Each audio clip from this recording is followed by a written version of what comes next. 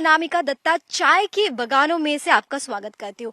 क्या आपने कभी सोचा है सुबह सुबह जब एक कप चाय आपके हाथों में होता है, आपकी पूरी दिन की जो शुरुआत एक बूस्ट, एक एनर्जी आपको देता है, ये उस कप में क्या है? उस कप में है भरोसा, उस कप में है प्यार, उस कप में है बहुत सारी महिलाओं की परिश्रम, उस कप में है बहुत सारी टी वर्कर्स की चुन चुन के एक एक चाय पत्ती को आपके घर में एक चाय पत्ती पहुंचाने का।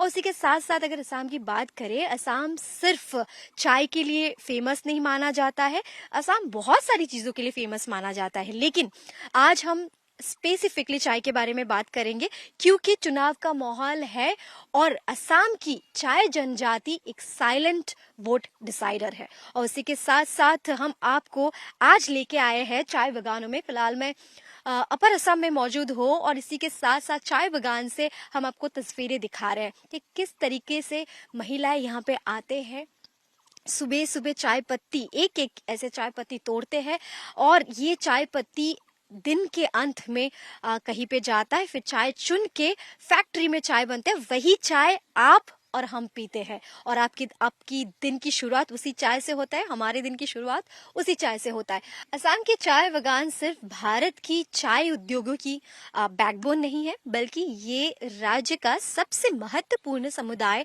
में से एक चाय जनजातियों का घर भी है। और उसी के साथ साथ 800 से भी ज्यादा टी स्टेट में फैला हुआ है ये समुदाय की विधानसभा क्षेत्र में एक बहुत ही बड़ा वोट बैंक माना जाता है। पिछले कुछ सालों में इनके ऊपर राजनीतिक ध्यान और भी ज्यादा बढ़ गया है क्योंकि खास करके जब प्रधानमंत्री Narendra Modi tea garden workers को लैंड पट्टा देने की जो ये प्रक्रिया है, ये प्रक्रिया शुरू की है। और अपने इसके अलावा भी डिब्रूगढ़ यात्रा की अगर बात करें, इस यात्रा के दौरान प्रधानमंत्री जी ने खुद चाय समुदाय की जो महिला है उनके साथ जाके बातचीत किया है, उनके साथ समय बिताया है और उसी के साथ साथ उनसे सेल्फी भी लिया है, उनके साथ तस्वीरें भी खिंचाई है। और उसी के साथ साथ ये जो माहौल है काफी रोमांचक था। लेकिन जैसे जैसे असम एक और चुनावी जंग पे उतर चुका है, सबसे बड़ा सवाल यह है कि ये असम के साइलेंट वोटर किसके तरफ जाएगा। सुबह की पहली रोशनी जब असम के इस हरे भरे चाय बगानों पर पड़ती है, तब सदियों से चलती आई ये हजारों मजदूर अपने दिन का एक ही तरीके से ये शुरुआत करते हैं। सर पर टोकरी बांधे हुए प्लांटेशन में फुल तैयारी और उसी के साथ साथ बड़े ध्यान से एक एक कोमल जो ये चाय पत्ती है इनको चुनते हैं। असम को दुनिया भर में मशहूर बनाते हैं।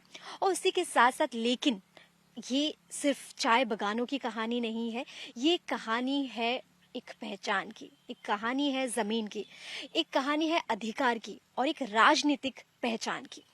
टी ट्राइब समुदाय को पूर्वज की अगर बात करें, ये सारे टी ट्राइब समुदाय के लोग लगभग 150 साल पहले ब्रिटिश दौर में असम में लाए गए थे। तब से लेकर आज तक ये समुदाय के लोग जो जितने भी इनके प्रॉब्लम्स है, इतने जो प्रभावशाली जो जमीन है, ये सारी चीजों को लेके लड़ते आए हैं। बात अभी ये है, ये साइलेंट वोटर ये सारे मुद्दों को लेके किस तरफ अपना चुनावी जो प्रचार है उसको आगे बढ़ा के लेके जाएगा। असम के हरे भरे चाय बगानों के बीच में खड़े होकर एक बात तो साफ है कि टी ट्राइब के समुदाय शायद राजनीतिक में बहुत ज्यादा सबसे ज्यादा आवाज नहीं उठाते, लेकिन ये समुदाय एक सबसे निर्णायक जरूर है। अपर असम और सेंट्रल डिस्ट्रिक्ट में जितने भी पहल लाखों वोटर्स की कॉन्स्टिट्यूंसी है, उसका नतीजा प्रभावित कर सकते हैं।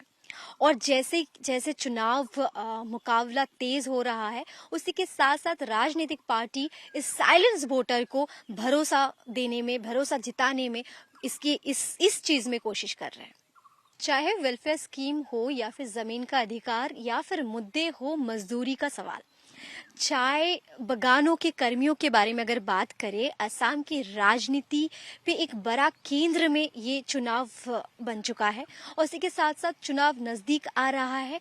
असली मुकाबला सिर्फ रैली और भाषाओं में नहीं, बल्कि इन चाय बगानों के बीच में भी अभी बन रहा है। क्योंकि जब वोट गिने जाएंगे, तब असम के चाय बगानों के ये साइलेंट वोटर्स भी फैसला कर सकता है कि जीत किसकी होगी?